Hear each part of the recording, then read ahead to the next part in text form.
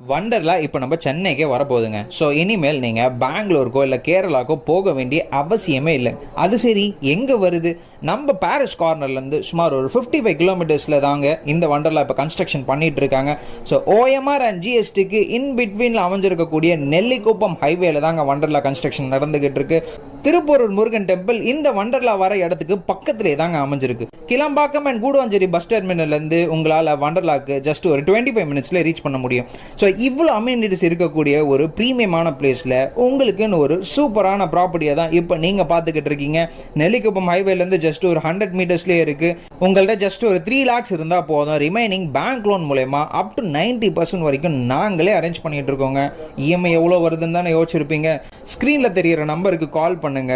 நாளைக்கே சைட்டை வந்து பாருங்க. Just make it yours. Thank you.